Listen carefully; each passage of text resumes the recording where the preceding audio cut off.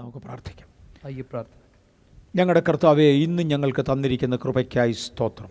मेरे पिता, आज जो आपने हमें अनुग्रह दिया इसके लिए धन्यवाद. ഞങ്ങൾ പഠിക്കുന്ന തിരുവചനം ഞങ്ങൾക്ക് അനുഗ്രഹമാകണമേ. और जो वचन हम पढ़ रहे हैं वो हमारे लिए अनुग्रह का कारण बने. വചനം സംസാരിപ്പാൻ അടിയങ്ങളെ വിശുദ്ധീകരിക്കണേ. और वचन से बात करने के लिए हमें पवित्र അത് करिए. സ്വീകരിപ്പാൻ അങ്ങയുടെ കുഞ്ഞുങ്ങളെ വിശുദ്ധീകരിക്കണേ. और उसको प्राप्त करने के लिए आपके बच्चों को पवित्र करिए. അടിയങ്ങൾ പരിശുദ്ധാത്മാവിനെ കുറിച്ച് പഠിക്കുന്നു.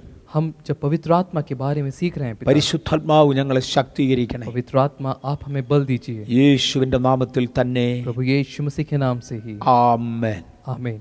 ഓക്കെ, ഇന്നലെ നമ്മളെ കർത്താവായ യേശു ക്രിസ്തു വാഗ്ദത്തത്തിന്റെ പരിശുദ്ധാത്മാവിനെ സഭയ്ക്ക് വേണ്ടി അയച്ചു തന്ന ചരിത്രം വരെ പറഞ്ഞു.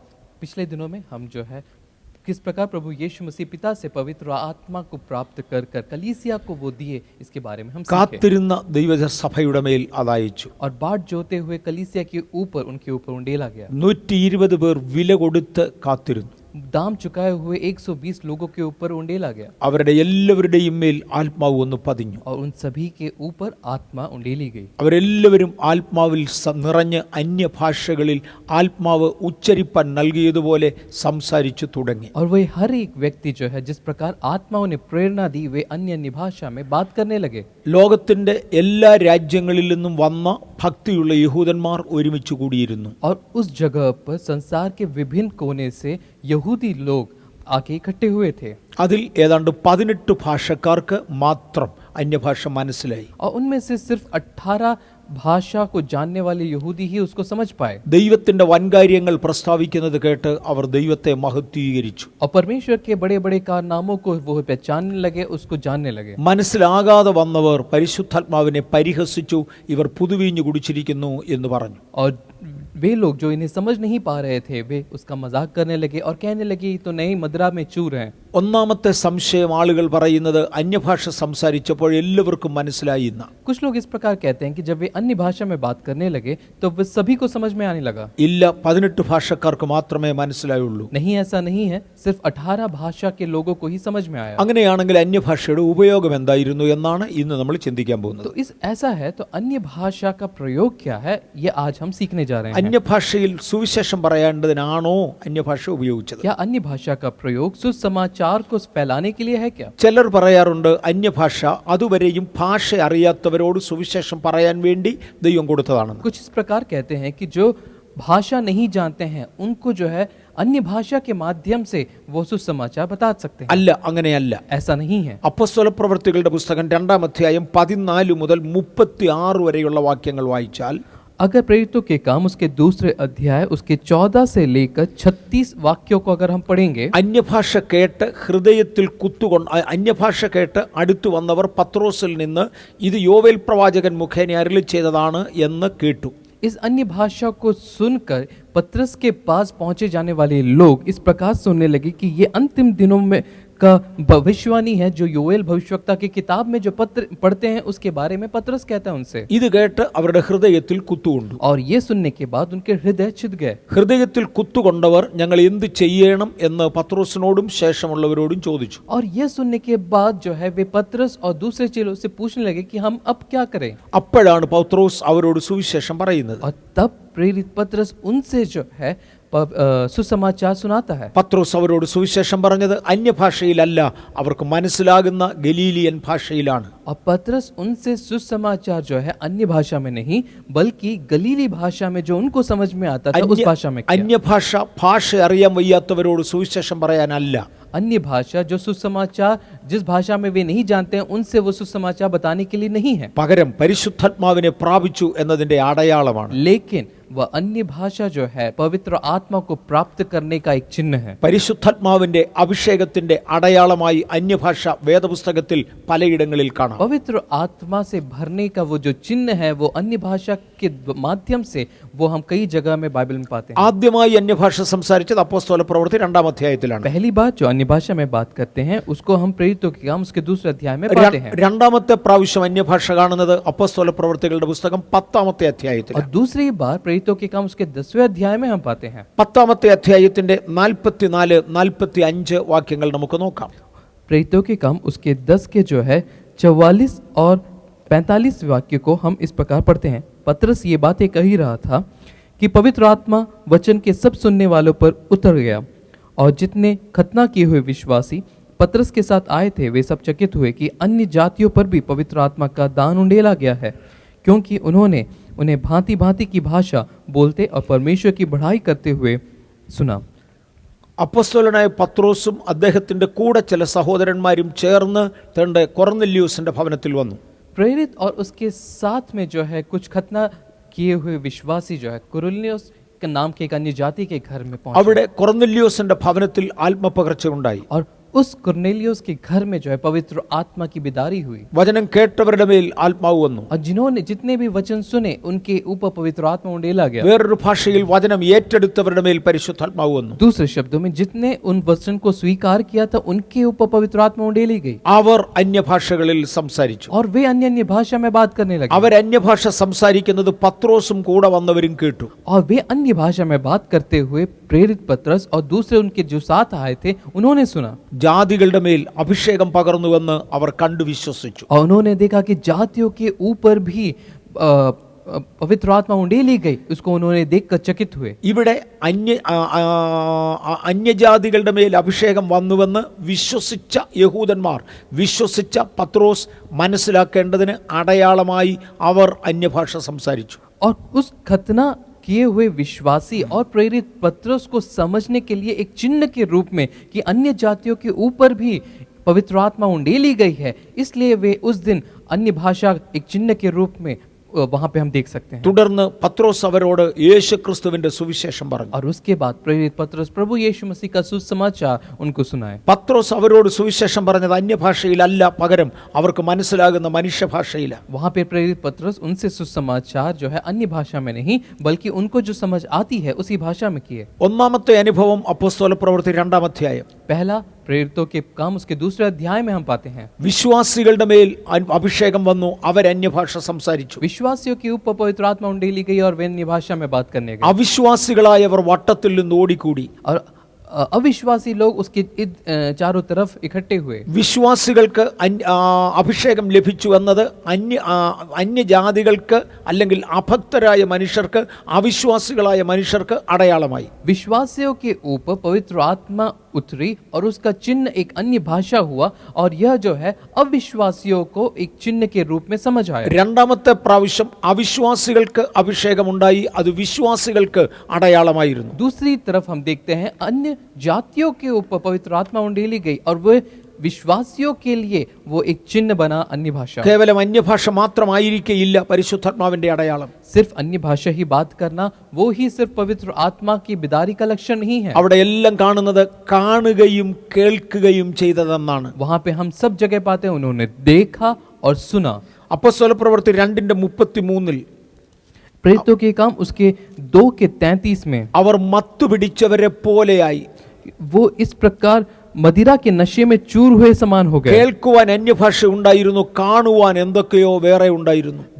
सुनने के लिए अन्य भाषा है लेकिन देखने के लिए बहुत सारी चीजें हैं। നിങ്ങൾ ഈ കേൾക്കുകയും കാണുകയും ചെയ്തത് എന്നാണ് പത്രോസ് സാക്ഷ്യം പറയുന്നത്. पतरस इस प्रकार गवाही देता है जो तुमने देखा और जो तुमने सुना। ആത്മാവ് വന്നയിടത്ത് കേൾക്കുവാനും കാണുവാനും ഉണ്ടായിരുന്നു. जहाँ पे आत्मा उतरी वहां पे देखने के लिए और सुनने के लिए भी था। 10-ാം അധ്യായത്തിന്റെ 47-ാമത്തെ വാക്യത്തിൽ വരുമ്പോൾ जब 10वें अध्याय उसके 47वें वाक्य में हम पहुंचेंगे, നമ്മെ പോലെ ആത്മാവ് ലഭിച്ച ഇവരെന്ന് എഴുതിയിരിക്കുന്നത് കാണാം. हमारे समान आत्मा को प्राप्त किए हुए लोग यहाँ पे हम पढ़ सकते हैं। നമ്മുടെ മേൽ ആത്മാവ് വന്നപ്പോൾ കാണുവാനും കേൾപ്പാനും ഉണ്ടായിരുന്നു. जब हमारे ऊपर आत्मा उतरी तो हम देखने और सुनने के लिए था। ഇപ്പോൾ ഇവരുടെ മേൽ ആത്മാവ് വരുമ്പോഴും കാണുവാനും കേൾക്കുവാനുമുണ്ട്. जब इनके ऊपर भी आत्मा उतरी तब भी हम देखने और सुनने के लिए बहुत सारी चीजें हैं। കാണുവാനും കേൾക്കുവാനും ഉള്ളതാണ് പെന്തക്കോസ്തിന്റെ ആരംഭം. और देखने और सुनने जैसी चीजें हैं, अनुभव है पेंतिकोस्त के दिनों का आरंभ। ഇന്നും പെന്തക്കോസ്തിന്റെ അനുഭവം കാണുവാനും കേൾക്കുവാനും ഉള്ളതാണ്. आज भी पेंतिकोस्त का जो अनुभव है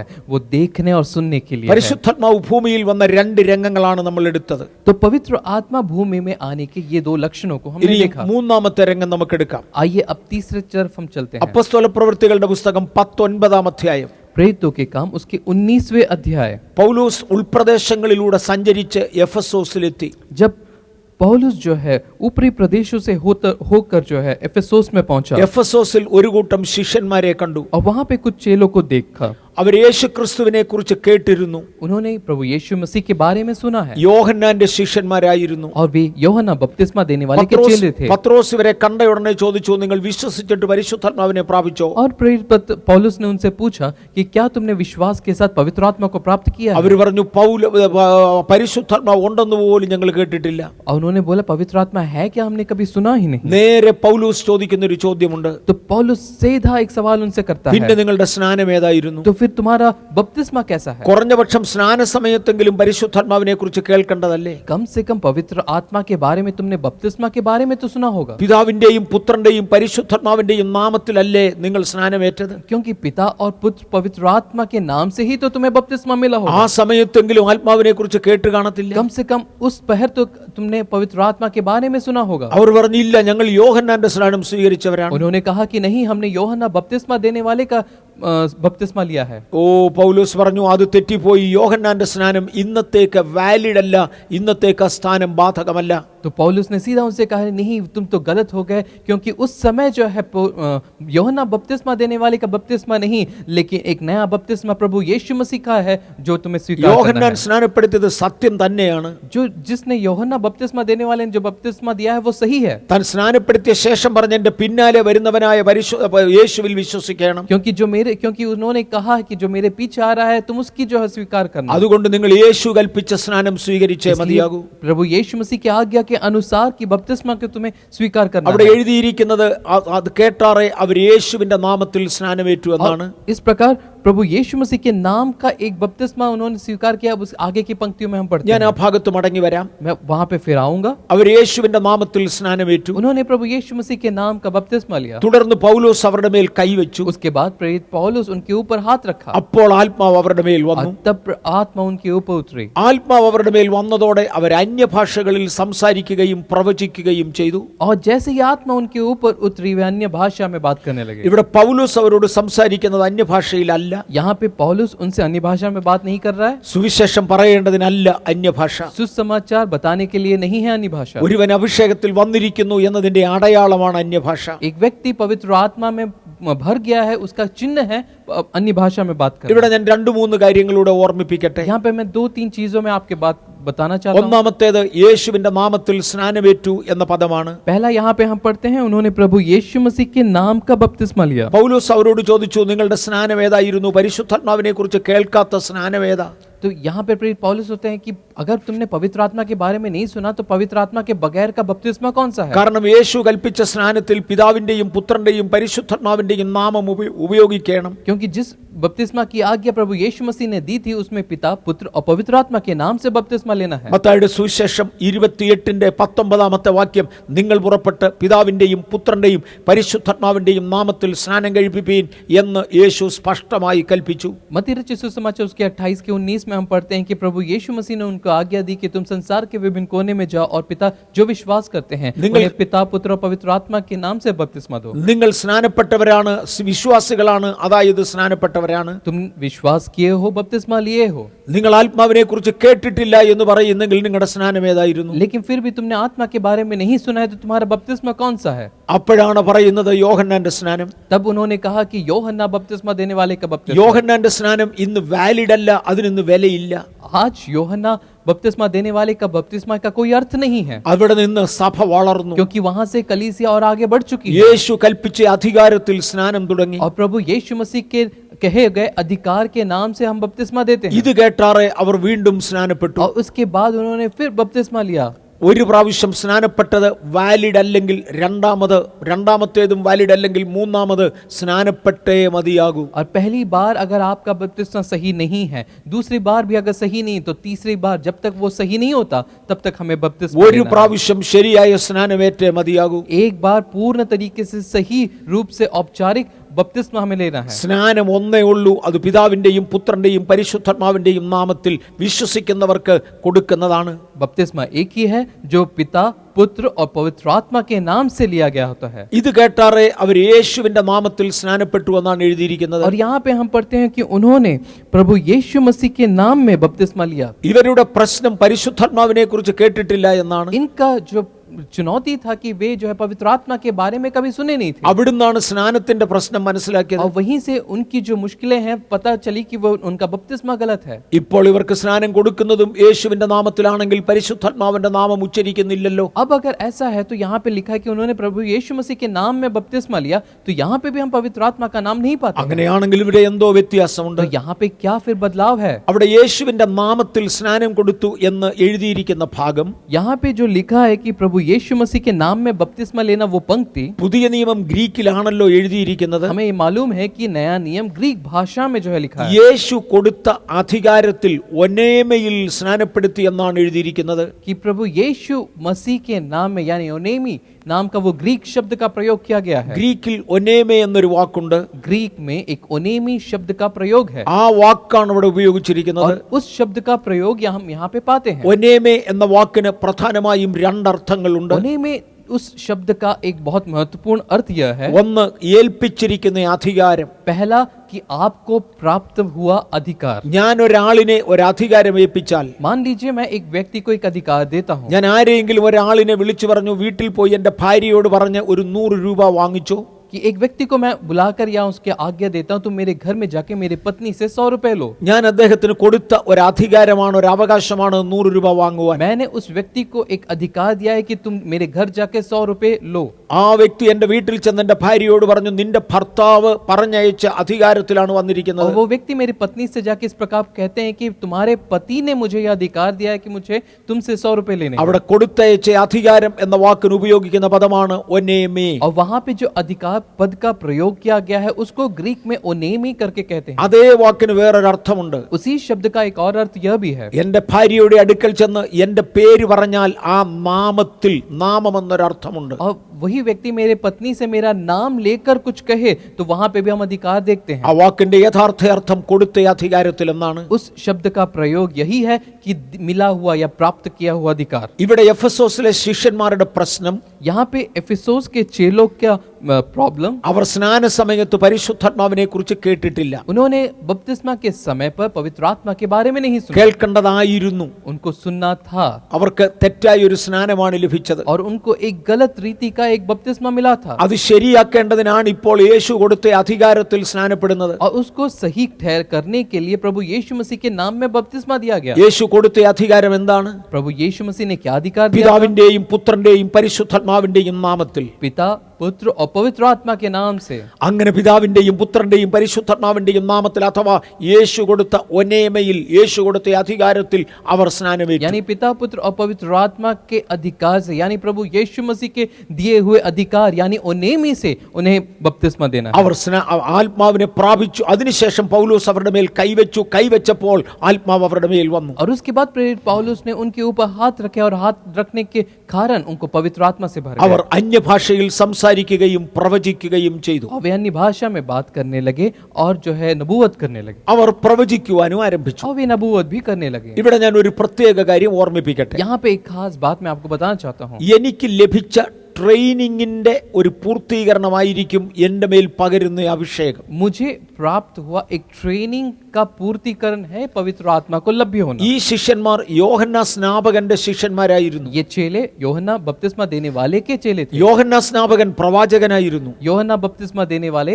एक भविष्यवक्ता थे, അവർക്ക് ലഭിച്ചിരുന്ന ട്രെയിനിങ് പ്രവചനത്തിന്റെ ട്രെയിനിങ് ആയിരുന്നു. और उनको जो ट्रेनिंग मिला वो भविष्यवाणी की ट्रेनिंग थी। അവരുടെ മേൽ അഭിഷേകം വന്നപ്പോൾ അവർ വേഗത്തിൽ പ്രവചനം ആരംഭിച്ചു. और जैसा ही उनके ऊपर पवित्र आत्मा उतरी वे तुरंत जो है नबूवत करने लगे। നമുക്ക് ലഭിക്കുന്ന ട്രെയിനിങ്ങിനനുസരിച്ചിരിക്കും നമ്മുടെ മേൽ പകരുന്ന അഭിഷേകത്തിന്റെ വ്യാപ്തി. और हमारे भीतर जो ट्रेनिंग हुई है उसके ही माध्यम से, उसके ही अनुसार होगा पवित्र आत्मा का कार्य हमारे जीवन में। യേശു തന്റെ ശിഷ്യന്മാരെ അഭിഷേകത്തിന് ഇരുത്തുന്നതിന് മുന്നമേ 3.5 വർഷം അവർക്ക് ട്രെയിനിങ് കൊടുത്തു. प्रभु यीशु मसीह पवित्र आत्मा को उनके ऊपर उंडेलने से पहले 3.5 साल का एक ट्रेनिंग अपने चेलों को दिए। യേശുവിന്റെ പ്രധാന ശുശ്രൂഷ രോഗശാന്തിയായിരുന്നു. प्रभु यीशु मसीह के मुख्य सेवकाई रोगियों को चंगा करने की थी। അതുകൊണ്ട് രോഗശാന്തിയുടെ ട്രെയിനിങ് ആണ് അവർക്ക് 3.5 വർഷം ലഭിച്ചത്. इसलिए चेलों को 3.5 साल रोगियों से मुक्ति की एक सेवकाई दी गई। അപ്പോസ്തലന്മാർ അഭിഷേകം പ്രാപിച്ചു കഴിഞ്ഞപ്പോൾ और जैसे ही प्रेरितों ने वो सेवकाई को पूर्ण किया और अभिषेक को प्राप्त किया, ആദ്യം അവരുടെ ജീവിതത്തിൽ പ്രതിഫലിച്ചത് രോഗശാന്തിയുടെ और കൃപാവരമായിരുന്നു. सबसे पहले उन्होंने जो सेवकाई को अंजाम दिया वो जो है रोगों से मुक्ति की थी. അപ്പോസ്തല പ്രവൃത്തികളുടെ പുസ്തകം 2-ാമത്തെ അധ്യായത്തിൽ അവരുടെ മേൽ അഭിഷേകം നടന്നു. प्रेरितों के काम उसके दूसरे अध्याय में हम पढ़ते हैं कि उनके ऊपर आत्मा उंडेली गई. അപ്പോസ്തല പ്രവൃത്തി 3-ാമത്തെ അധ്യായത്തിൽ അവരിലൂടെ അത്ഭുതം നടന്നു.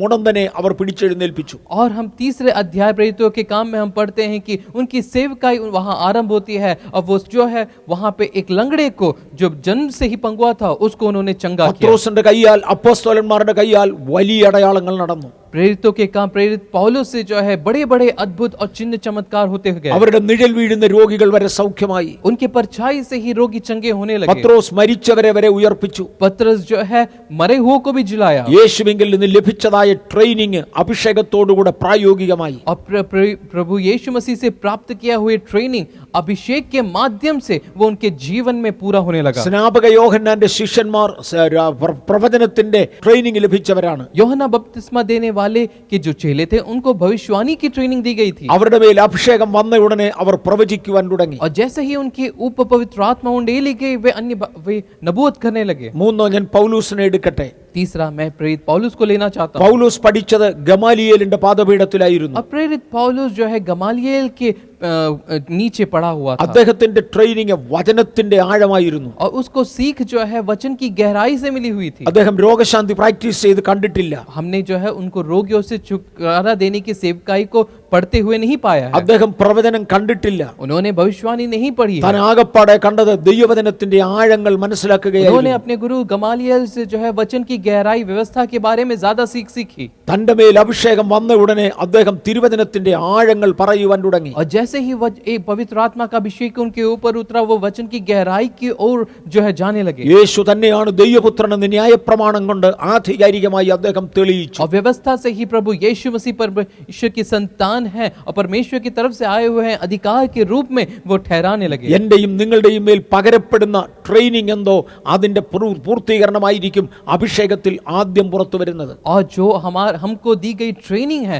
उसी वही जो है पवित्र आत्मा के हमारे ऊपर उतरने पर वो उसका लभ्य होगा, वो पूर्ण होगा, वो सेवकाई. അന്യഭാഷയുടെ അടയാളമായി ഈ മൂന്ന് രംഗങ്ങളിലും കാണാം. और यहाँ पे तीनों रूप में अन्य भाषा एक चिन्ह के रूप में हम पढ़ते हैं. ഭാഷ അറിയാൻ വയ്യാത്തവരോട് സുവിശേഷം പറയുവാനല്ല ഈ മൂന്ന് ഭാഗങ്ങളിലും അന്യഭാഷ ഉപയോഗിച്ചത്. अन्य भाषा का प्रयोग जो लोग भाषा नहीं जानते उन तक सुसमाचार पहुंचाने के लिए नहीं है. പകരം അന്യഭാഷ അവർക്കെല്ലാം ഒരു അടയാളമായിരുന്നു. लेकिन ये सारी चीजें एक चिन्ह के रूप में है. എന്നാൽ വ്യത്യസ്തമായ കൃപാവരങ്ങൾ ഈ അന്യഭാഷയോട് ചേർന്ന് വ്യാപരിച്ചു. लेकिन अलग अलग प्रकार के वरदान जो है इस अन्य भाषा के साथ जुड़े हुए हैं. കാണുവാനും കേൾക്കുവാനും ഉണ്ടായിരുന്നു. देखने के लिए, सुनने के लिए. ഞാൻ അന്യഭാഷയെ കുറിച്ച് ഒരല്പം കൂടെ ഗൗരവമായി പോകട്ടെ. आज मैं अन्य भाषा की तरफ एक और गहराई में आपको लेके जाना चाहता हूं. അന്യഭാഷ എന്തിനു വേണ്ടിയാണ് നമുക്ക് തരുന്നത്? तो फिर क्यों हमें अन्य भाषा दी गई? ഒന്ന്, അതിനെ അടയാളമായി തരുന്നു. पहला एक चिन्ह के रूप में हमें दी गई. ഞാനത് ഏറെക്കുറെ വിശദീകരിച്ച് കഴിഞ്ഞു. मैं यहाँ पे आपको बता चुका हूँ उसके बारे में. എങ്കിലും 1 കൊരിന്ത്യർ 14-ാമത്തെ അധ്യായത്തിന്റെ 22-ാമത്തെ വാക്യം നമുക്കൊന്ന് വായിക്കാം. लेकिन पहले कुरिन्ती उसके 14वें अध्याय के 22वें आयत को अगर हम पढ़ेंगे അന്യഭാഷകൾ അടയാളമാണ്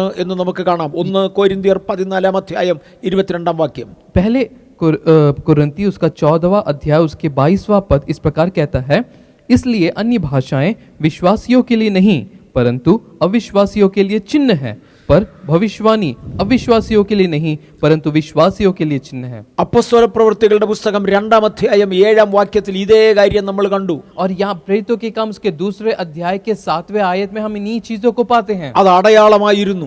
अन्य भाषा एक चिन्ह था. അവിശ്വാസികൾക്ക് ഒരടയാളമായിരുന്നു. अविश्वासियों के लिए एक चिन्ह था. അപ്പോസ്തല പ്രവൃത്തികളുടെ പുസ്തകം 10-ാം അധ്യായം 44-ാമത്തെ വാക്യം. प्रेरितों के काम उसके 10वें अध्याय के 44वें आयत में അത് വിശ്വാസികൾക്കൊരടയാളമായിരുന്നു. अन्य भाषा विश्वासियों के लिए एक चिन्ह बना. ജാതികളുടെ മേൽ അഭിഷേകം പകർന്നത് പത്രോസിന് അടയാളമാകേണ്ടതിന് ജാതികൾ അന്യഭാഷ സംസാരിച്ചു. अन्य जातियों के ऊपर जब आत्मा उंडेली गई और उसको जो है विश्वासियों को समझने के लिए अन्य भाषा उनको एक चिन्ह ठहरा. അപ്പോസ്തല പ്രവൃത്തി 19-ാം അധ്യായത്തിന്റെ 6-ാമത്തെ വാക്യത്തിൽ നമ്മൾ അത് കണ്ടു. प्रेरितों के काम उसके 19वें अध्याय के 6ठे आयत में भी हमने इसी चीज को पाया. യോഹന്നാന്റെ ശിഷ്യന്മാർ പുതുസ്നാനം സ്നാനം സ്വീകരിച്ച് അവരുടെ മേൽ കൈവച്ചപ്പോൾ ആത്മാവ് വന്നു എന്നതിന്റെ അടയാളമായി അവർ അന്യഭാഷ സംസാരിച്ചു. जब यूहन्ना बपतिस्मा देने वालों के चेलों ने एक औपचारिक यीशु मसीह के नाम से जो बपतिस्मा लिया, उनके ऊपर जब आत्मा उतरी तो अन्य भाषा एक चिन्ह के माध्यम से हम पाते हैं. അങ്ങനെ ഒന്ന് അന്യഭാഷ ഒരു അടയാളമാണ്. तो पहला अन्य भाषा एक चिन्ह है. രണ്ട്, അന്യഭാഷകൾ സംസാരിക്കുന്നവൻ തനിക്ക് താൻ ആത്മീക വർധന വരുത്തുന്നു. और दूसरा, अन्य भाषा में बात करने वाला अपनी बढ़ोतरी, आत्मिक बढ़ोतरी पाता है. 1 कोरिന്ത്യർ 14 4 വാക്യം.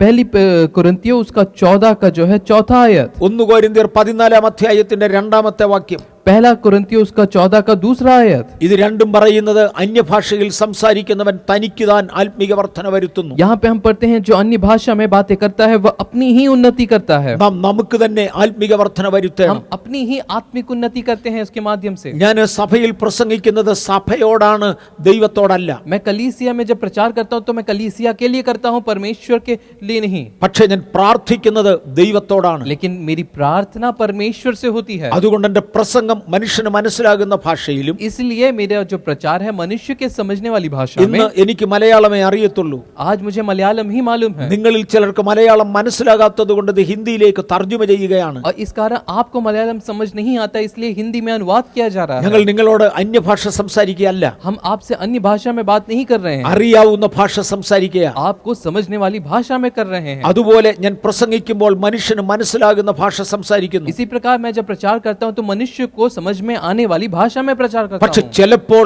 എൻ്റെ ആത്മശക്തി കുറഞ്ഞു പോയെന്ന് തോന്നിയാൽ, लेकिन कभी जब मेरी आत्मिक सामर्थ्य में एक कमी रह जाती है, ഞാൻ തന്നെ 1-2 വാക്കുകൾ, ചില സെന്റൻസുകൾ അന്യഭാഷ ദൈവത്തോട് സംസാരിച്ചെന്ന് तो വരാം. कभी कभार मैं ही वहां खड़े खड़े परमेश्वर से अन्य भाषा में बात करता हूं. പ്രസംഗമധ്യേ അന്യഭാഷ വരാതിരിക്കുവാൻ ഞാൻ ശ്രദ്ധിക്കാറുണ്ട്. और मैं कम से कम मेरी कोशिश यही रहती है कि प्रचार के मध्य में अन्य भाषा का प्रयोग ना करूं. എങ്കിലും ചിലപ്പോൾ ചില പൈശാചിക ശക്തികളെ നേരിട്ട് അന്തരീക്ഷത്തെ ജയിക്കേണ്ടതിന് ഒരു അന്യഭാഷ പറയുവാൻ ദൈവം എൻ്റെ നാവിന്മേൽ തന്നാൽ പ്രസംഗ സമയത്ത് ഞാൻ പറയും. लेकिन वातावरण में व्यापृत अंधकार की शक्तियों से लड़कर जीतने के लिए और उस वातावरण में पवित्र आत्मा के सानिध्य को पाने के लिए मैं अन्य भाषा में प्रचार के मध्य में बातें करता हूं. ഞാനൊരു പൊതുസമൂഹത്തിൽ പ്രാർത്ഥിക്കുന്നത് എല്ലാവർക്കും മനസ്സിലായി നാം ചേർന്ന് ആമേൻ പറയേണ്ടതിനാണ്. और मैं साधारण समूह के मध्य में जब मैं प्रार्थना करता हूं तो आखिर में प्रभु यीशु मसीह का नाम लेता हूं ताकि आमीन वो कहने पाए. അതിനിടയിൽ ഞാൻ അന്യഭാഷ പറയുന്ന പതിവില്ല. और उसके बीच में मैं अन्य भाषा का प्रयोग नहीं करता हूं. എന്നാൽ ആ പ്രാർത്ഥനയിൽ ഒരു ആത്മീക അന്തരീക്ഷം എനിക്ക് തന്നെ വളരണമെന്നുണ്ടെങ്കിൽ ചിലപ്പോൾ ദൈവം ചില വാക്കുകൾ അന്യഭാഷ പറഞ്ഞു തന്നാൽ അതും ഞാൻ എൻ്റെ നാവ് കൊണ്ട് ഉച്ചരിക്കും. लेकिन उस प्रार्थना के मध्य में मेरे खुद के आत्मिक बढ़ोतरी के लिए अगर परमेश्वर मेरे अधरों पे अन्य भाषा देता है तो मैं जरूर उसका प्रयोग करता हूं. 1 कोरिന്ത്യർ 14 പറയുന്നത്, पहली कुरिन्थियों उसके 14वें अध्याय में कहते हैं, ഞാൻ ബുദ്ധി കൊണ്ടും പ്രാർത്ഥിക്കും, ആത്മാവ് കൊണ്ടും പ്രാർത്ഥിക്കും. मैं बुद्धि से भी प्रार्थना करता हूँ, आत्मा से भी प्रार्थना करता हूँ. ബുദ്ധി കൊണ്ട് പ്രാർത്ഥിക്കുന്നത് എനിക്ക് മനസ്സിലാകുന്ന ഭാഷയിലാണ്. मैं जो बुद्धि से प्रार्थना करता हूँ वो जो मेरी समझ के अनुसार है. ഞാൻ ആത്മാവിൽ പ്രാർത്ഥിക്കുമ്പോൾ എൻ്റെ ബുദ്ധി ആഫലമായിരിക്കും, എൻ്റെ നാവ് അന്യഭാഷയിൽ സംസാരിക്കും. लेकिन जब मैं बुद्धि आत्मा में प्रार्थना करता हूँ तो मेरी बुद्धि जो है विफल रहती है और मैं अन्य भाषा में आराधना ഞാൻ അന്യഭാഷയിൽ പ്രാർത്ഥിക്കുക മാത്രമല്ല, ചിലപ്പോൾ പാടുകയും ചെയ്യും. मैं अन्य भाषा में प्रार्थना ही नहीं लेकिन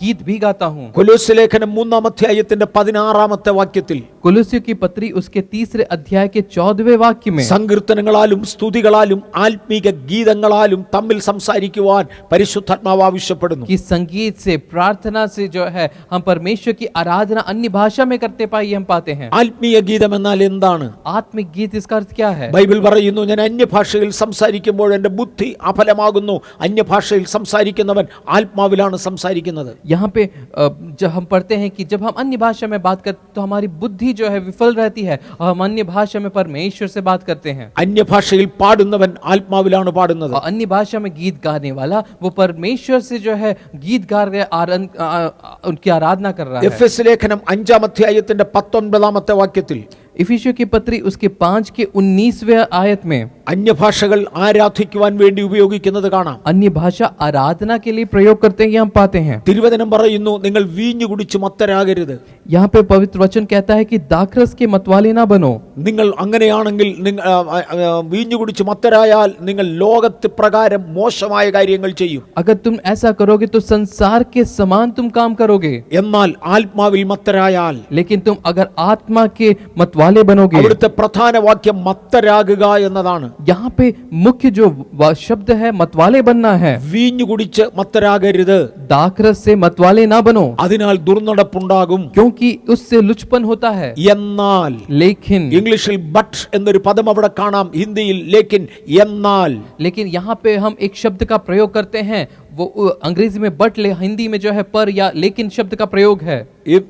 വീഞ്ഞു കുടിച്ച് മത്തരാകരുത്, दाखरस पीकर मतवाले ना बनो, അതുകൊണ്ട് ദോഷമുണ്ടാകും. क्योंकि उससे लुचपन होता है। എന്നാൽ लेकिन പക്ഷെങ്കിൽ पर ആത്മാവ് നിറഞ്ഞവരായി മത്തുപിടിക്കണം. आत्मा से परिपूर्ण होते जाओ। ആത്മാവ് നിറഞ്ഞവരായി മത്തുപിടിച്ചാൽ आत्मा से अगर परिपूर्ण होते जाओगे, ഒരിക്കലും ദുർനടപ്പുണ്ടാകുകയില്ല. तुम कभी भी जो है संसार के गलत रास्तों में नहीं पड़ोगे। സങ്കീർത്തനങ്ങളാലും സ്തുതികളാലും ആത്മീക ഗീതങ്ങളാലും നിങ്ങൾ ദൈവത്തിന് പാടും. भजन और स्तुति गान और आत्मिक गीत गाया करो। 1 കൊരിന്ത്യർ 14 അധ്യായം 15 16 വാക്യങ്ങളും അത് തന്നെ തെളിയിക്കുന്നു. पहली कुरिन्थियों उसके 14वें अध्याय के 14 और 15 आयतें यही हमें दर्शाती हैं। കൊലോസ്യ ലേഖനം 3:16 അത് തന്നെ തെളിയിക്കുന്നു. कुलुस्यों की पत्री उसके 3 के 16 भी यही हमें दिखाता है। അങ്ങനെയാണെങ്കിൽ അന്യഭാഷകൾ ഒന്ന് അടയാളമായി, पहला अन्य भाषा इसका अर्थ है कि पहला चिन्ह के रूप में, 2 അന്യഭാഷ തന്നെത്താൻ ആത്മീക വർധന വരുത്താനായി, दूसरा अन्य भाषा एक आत्मिक खुद की आत्मिक बढ़ोतरी के लिए, 3 അന്യഭാഷ മധ്യസ്ഥ പ്രാർത്ഥനയ്ക്ക് വേണ്ടി പ്രയോജനപ്പെടുന്നു. और तीसरा जो है अन्य भाषा मध्यस्थ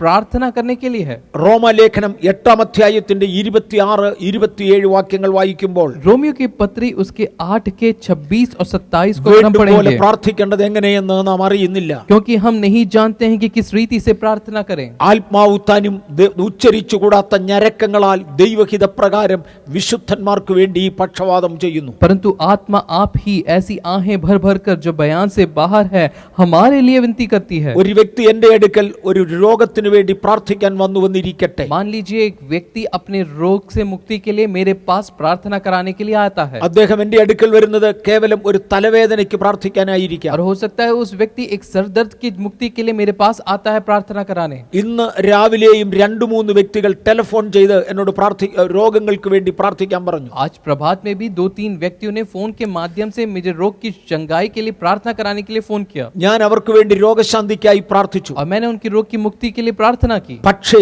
ഏതെങ്കിലും രഹസ്യമായ ഒരു വിവരം അവർക്കുണ്ട് എന്നിരിക്കട്ടെ, लेकिन मान लीजिए एक रहस्यमय चीज उनके भीतर है, ആ വിഷയത്തിന് വേണ്ടി പ്രാർത്ഥിച്ചെങ്കിൽ മാത്രമേ ഈ രോഗശാന്തി നടക്കുകയുള്ളെങ്കിൽ और उस रहस्य को जानकर उससे मुक्ति प्राप्त करना ही उनके रोग से छुटकारे का एक लक्षण ആ हो सकता है। വ്യക്തിയുടെ രഹസ്യ ജീവിതം എന്നെ അറിയിക്കാൻ ദൈവം ആഗ്രഹിക്കുന്നില്ല. और उस व्यक्ति का रहस्यमय जीवन परमेश्वर मुझे मालूम करने की इच्छा नहीं रखता। അദ്ദേഹവും അത് ആഗ്രഹിക്കുന്നില്ല. वो व्यक्ति भी वो बोलने की इच्छा नहीं रखता, തന്റെ ജീവിതത്തിലെ രഹസ്യമായ വിഷയം ഇന്നതാണെന്ന് ദൈവത്തിന് അറിയാം. लेकिन उस व्यक्ति का रहस्यमय जीवन परमेश्वर जानता है। ആ വിഷയത്തിന്റെ മേൽ വിടുതൽ ലഭിച്ചെങ്കിൽ മാത്രമേ രോഗശാന്തി ലഭിക്കുകയുള്ളൂ. और लेकिन जब तक उस व्यक्ति का रहस्यमय जीवन से उसको मुक्ति नहीं मिलती तभी उसका पूर्ण छुटकारा हो सकता ഞാൻ है। ആ വ്യക്തിക്ക് വേണ്ടി മധ്യസ്ഥ പ്രാർത്ഥന കഴിക്കുകയാണ്. अब मैं उस व्यक्ति के लिए मध्यस्थ प्रार्थना कर रहा हूँ। എന്തിനാണ് പ്രാർത്ഥിക്കേണ്ടത്, എങ്ങനെയാണ് പ്രാർത്ഥിക്കേണ്ടതെന്ന് എനിക്ക് അറിഞ്ഞുകൂടാ. मैं किस प्रकार प्रार्थना करूं, किस रीति से प्रार्थना करूं, मैं नहीं जानता। പെട്ടെന്ന് ആത്മാവ് എന്നെ അന്യഭാഷകളിലേക്ക് നയിക്കും. तुरंत एक पवित्र आत्मा मेरे अंदर प्रेरणा देती है कि अन्य भाषा में बात करूं। അവിടെ ഞാൻ അന്യഭാഷയിൽ സംസാരിക്കുന്നത് ആ വ്യക്തിയുടെ പ്രശ്നത്തിന്റെ പരിഹാരത്തിനാണ്. अब मैं वहां पे अन्य भाषा में बात करता हूं उस व्यक्ति के मुश्किल से उसको बाहर निकालने के लिए। എന്താ പ്രശ്നമെന്ന് എനിക്ക് അറിഞ്ഞുകൂടാ. क्या मुश्किल है मैं नहीं जानता, എന്നാൽ എനിക്കറിയാൻ വയ്യെങ്കിലും എന്റെ നാവ് കൊണ്ട് പരിശുദ്ധാത്മാവ് ആ കാര്യമാണ് പറയിപ്പിക്കുന്നത്. लेकिन मैं यह जानता हूं कि मेरे अधरों से पवित्र आत्मा उस व्यक्ति के लिए मध्यस्थ प्रार्थना मुझसे करा रहा है। ആത്മാവിന്റെ ചിന്ത ഇന്നതെന്ന് ദൈവം അറിയുന്നു. क्योंकि आत्मा की इच्छा क्या है वो परमेश्वर जानता है। ആത്മാവ് തന്നെ ഉച്ചരിച്ചുകൂടാത്ത ഞരക്കങ്ങളാൽ ദൈവഹിത പ്രകാരം വിശുദ്ധന്മാർക്ക് വേണ്ടി പക്ഷവാദം ചെയ്യുന്നു. क्योंकि आत्मा आप ही ऐसी आहें भर भर कर जो है विनती करता है। അങ്ങനെ മധ്യസ്ഥ പ്രാർത്ഥനയ്ക്ക് വേണ്ടി പരിശുദ്ധാത്മാവിന്റെ അന്യഭാഷ നമുക്ക് ദൈവം തരും. और इसलिए आत्मा मध्यस्थ प्रार्थना करने के लिए अन्य भाषा का प्रयोग पवित्र आत्मा करते हैं। പുതിയ നിയമസഭയുടെ ആരാധനയുടെ ഘടകമാണ് അന്യഭാഷ. नए नियम के कलीसिया के लिए एक मुख्य महत्वपूर्ण चीज है अन्य भाषा में आराधना करना। വീണ്ടും നമ്മൾ ഒന്നാമത് ചിന്തിച്ചു ഇത് അടയാളമാണ്. पहला हमने अन्य भाषा के बारे में एक चिन्ह के रूप में देखा। രണ്ട് അവനവൻ ആത്മീക വർധന വരുത്താനാണ്. दूसरा अपनी उन्नति के लिए देखा। മൂന്ന് മധ്യസ്ഥ പ്രാർത്ഥനയ്ക്ക് വേണ്ടിയാണ്. तीसरा मध्यस्थ प्रार्थना के लिए देखा। നാല് ഇത് ആരാധനയുടെ ഘടകമാണ്. चौथा एक आराधना का मुख्य पहलू है। 1 കൊരിന്ത്യർ 14 അധ്യായത്തിന്റെ 26 വാക്യം. पहली कुरिन्थियों उसके 14 का 26वां आयत। ആകയാൽ എന്ത് സഹോദരന്മാരെ, നിങ്ങൾ കൂടി വരുമ്പോൾ ഓരോരുത്തന് സങ്കീർത്തനമുണ്ട്, ഉപദേശമുണ്ട്, അന്യഭാഷയുണ്ട്, വ്യാഖ്യാനമുണ്ട്. इसलिए भाइयों, तुम जब एक साथ जब मिलोगे तो तुम्हारे लिए भजन होना, उपदेश, अन्य अन्य भाषा या प्रकाश, इस अन्य भाषा का अर्थ बताना, ये सारी चीजें हैं। അവിടെ എഴുതിയിരിക്കുന്നത് ആകയാൽ നിങ്ങൾ കൂടി വരുമ്പോൾ. यहाँ पे इस प्रकार लिखा है कि हे भाइयों, कि जब तुम इकट्ठे होते हो। ഞാനിത് പൊതുസഭയോട് പറയട്ടെ. मैं साधारण सभी कलीसिया से कहता हूँ। ആകയാൽ വിശുദ്ധന്മാരുടെ സഭ കൂടി വരുമ്പോൾ, जब पवित्र लोगों की कलीसिया इकट्ठी होती है, ഓരോരുത്തന് സങ്കീർത്തനമുണ്ട്, हर एक को एक भजन है, ഓരോരുത്തന് അന്യഭാഷയുണ്ട്, हर एक को अन्य भाषा है, ഓരോരുത്തന് വ്യാഖ്യാനമുണ്ട്. हर एक को अन्य भाषा का अर्थ ഇത് बताना है। ആത്മീക വർധനയ്ക്കായി ഉതകയാണ്. ये सारी आत्मिक उन्नति के लिए होनी चाहिए। ആരാധനയിൽ അന്യഭാഷ സഭയുടെ ആത്മീക വർധനയ്ക്കാണ്. आराधना के मध्य में अन्य भाषा का प्रयोग कलीसिया की बढ़ोतरी उन्नति के लिए है। അതെ, അവർ സഭ ഒരുമിച്ച് അന്യഭാഷ പറയുന്നത് സഭയുടെ ആത്മീക വർധനയ്ക്കാണ്. हाँ, यह सही है कि कलीसिया में एक साथ अन्य भाषा में बातें करना कलीसिया की बढ़ोतरी के लिए है। 4 കാര്യങ്ങളാണ് അന്യഭാഷയുടെ പ്രധാന ഉപയോഗങ്ങളായി നമ്മൾ കണ്ടത്. तो 4 चीजें हम अन्य भाषा के रूप में हमने सीखा। നാം ദൈവത്തോട് സംസാരിക്കേണ്ടതാണ് അന്യഭാഷ. ताकि हम परमेश्वर से बात करें, इसलिए है अन्य भाषा। 5ാമത്തെ ഭാഗമാണത്. 5वां यह भाग है। നാം ദൈവത്തോട് സംസാരിക്കേണ്ടതിന് അന്യഭാഷ ദൈവം വെച്ചിരിക്കുന്നു. परमेश्वर से बात करने के लिए अन्य भाषा का प्रयोग है। 1 കൊരിന്ത്യർ 14 അധ്യായത്തിന്റെ 2ാമത്തെ വാക്യം. पहली कुरिन्थियों उसके 14 का दूसरा वाक्य। അന്യഭാഷകളിൽ സംസാരിക്കുന്നവൻ മനുഷ്യരോടല്ല ദൈവത്തോടത്രേ സംസാരിക്കുന്നു, ആരും തിരിച്ചറിയുന്നില്ല. अन्य भाषा में बात करने वाला मनुष्य से नहीं परंतु परमेश्वर से बातें करता है, कि इसलिए कोई नहीं समझता। ഈ 5 ഭാഗങ്ങളിൽ നിന്നായി അന്യഭാഷയുടെ പ്രധാന ഉപയോഗത്തെ നമുക്ക് മനസ്സിലാക്കുവാൻ കഴിയും. इन 5 चीजों से ही हम अन्य भाषा का क्या प्रयोग है हम प्राप्त कर सकते हैं। 6ാമതായി അന്യഭാഷ പ്രവചനത്തിന് തുല്യമായി ഉപയോഗിക്കാം. छठा जो है अन्य भाषा भविष्यवाणी के शब्दों को लेने के लिए हो सकती है, പക്ഷേ അവിടെ അന്യഭാഷയുടെ വ്യാഖ്യാനം കൂടെ വേണം. लेकिन वहाँ पे अन्य भाषा का अर्थ बताना भी जरूरी है। സഭയോട് സംസാരിക്കണമെങ്കിൽ कलीसिया से अगर बताना है तो അന്യഭാഷയുടെ വ്യാഖ്യാനം കൂടെ വേണം. अन्य भाषा का अर्थ बताना भी जरूरी है, പ്രവചനത്തിന് തുല്യമായ ഒരു ശുശ്രൂഷയാണ് അന്യഭാഷയും വ്യാഖ്യാനവും. क्योंकि भविष्यवाणी के समान ही एक सेवकाई है अन्य भाषा और उसका अर्थ बताना। ചില പ്രവാചകന്മാർ പ്രവചന ദൂതുകൾ ദൈവസന്നിധിയിൽ പറയും. कुछ परमेश्वर के दास भविष्यवाणी के शब्द का प्रयोग कलीसिया से करते हैं, വേറെ ചില പ്രവാചകന്മാർ അന്യഭാഷകൾ സംസാരിച്ച് വ്യാഖ്യാനിക്കും. और कुछ परमेश्वर के दास लोग अन्य भाषा में बात करते हैं और उसके बाद उसका अर्थ बताते हैं। ഇത് രണ്ടും പ്രവചനത്തിന് തുല്യമാണ്. ये दोनों चीजें भविष्यवाणी के तुल्य है। അന്യഭാഷയെ നിർത്തിക്കളയരുത്. अन्य भाषा को ना रोकिएगा। 1 കൊരിന്ത്യർ 14 അധ്യായം അന്യഭാഷയെ നിരുത്സാഹപ്പെടുത്തുന്നില്ല. पहली कुरिन्थियों उसका 14 अध्याय जो है अन्य भाषा को निरुत्साहित नहीं करता അവിടെ है। വിശുദ്ധ പൗലോസ് പറയുന്നത് നിങ്ങൾ എല്ലാവരും അന്യഭാഷകളിൽ സംസാരിക്കണം. यहाँ पे प्रेरित पौलुस कहते हैं कि तुम सभी अन्य भाषा में बात करो, വിശേഷാൽ നിങ്ങൾ പ്രവചിക്കണം.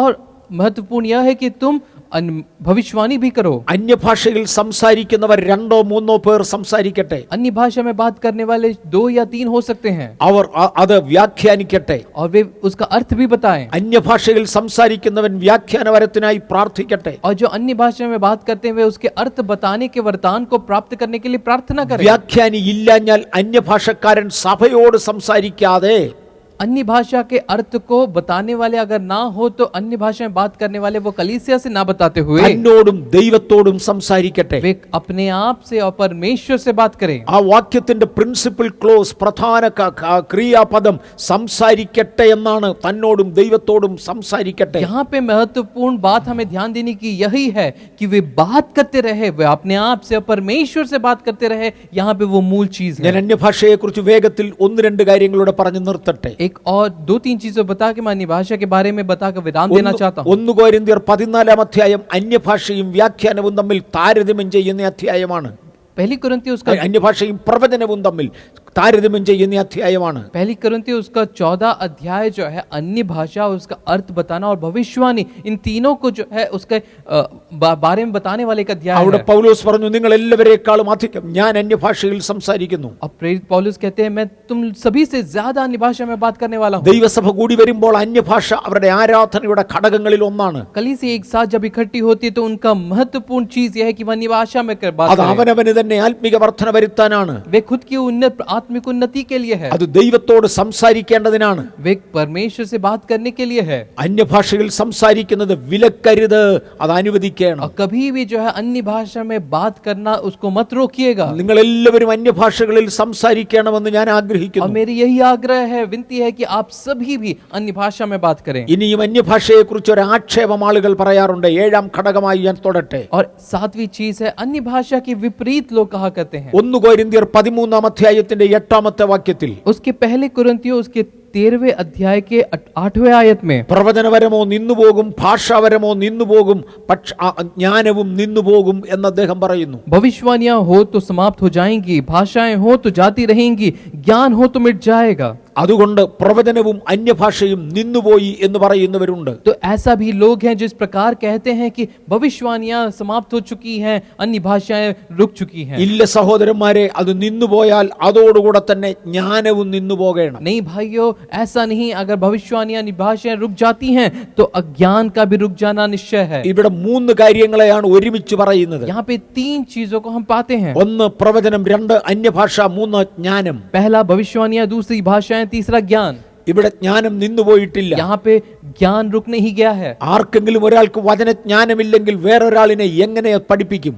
अगर एक व्यक्ति को वचन का ज्ञान नहीं है तो वो दूसरे को कैसे सिखा सकता है? നിന്നുപോകുമ്പോൾ, നീങ്ങിപ്പോകുമ്പോൾ, മാറിപ്പോകുമ്പോൾ 3 കാര്യങ്ങളാണ് ഒരുമിച്ച് മാറേണ്ടത്. यहाँ पे अगर समाप्त हो जाती है, रुक जाती है, मिट जाती है, अगर 3 चीजों का होना है, അതിൽ ഒന്ന് മാത്രം തുടരുന്നുവെന്നും 2 എണ്ണം നിന്നുപോയി എന്നും പറഞ്ഞാൽ അത് എന്തൊരു മണ്ടത്തരമാണ്. अगर एक चीज रुक गई और 2 चीज अभी भी है, या 2 चीज रुक गई और 1 चीज अभी भी है, तो ये कैसा उसमें विलंबता है? ഇന്ന് ദൈവമക്കളെ പരിശുദ്ധാത്മാവിൽ നിറയുവാൻ, അന്യഭാഷ സംസാരിക്കുവാൻ നമുക്ക് നമ്മെ തന്നെ ദൈവകരങ്ങളിൽ കൊടുക്കാം. आइए हम अपने आप को समर्पित करें परमेश्वर के हाथों में और अन्य भाषा में और बढ़ के करके आत्मिक उन्नति में बढ़ते जाएं। ഞാൻ ഇന്ന് ഇവിടം കൊണ്ട് ഈ അന്യഭാഷയെ കുറിച്ചുള്ള പഠനം നിർത്തട്ടെ. आज मैं यहाँ पे अन्य भाषा के बारे में जो हमारा सीखना है वो यहाँ पे അടുത്ത ക്ലാസ്സിൽ മറ്റു വിഷയങ്ങളിലേക്ക് ആത്മാവിനെ കുറിച്ച് തന്നെ തുടർന്ന് പഠിക്കാം. आने वाले कक्षाओं में, क्लासेस में और अन्य पवित्र आत्मा के गहराई में हम जाएंगे। നമുക്കൊരു വാക്കിൽ പ്രാർത്ഥിച്ച് ഇന്നത്തെ ബൈബിൾ ക്ലാസ് അവസാനിപ്പിക്കാം. आइए हम प्रार्थना के साथ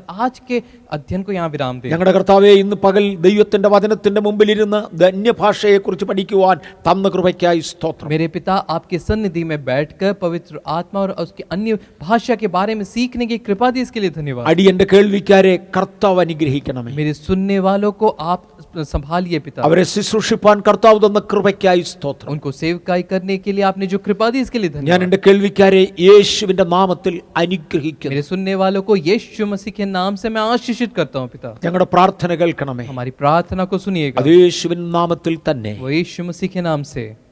आमीन। ആമേൻ.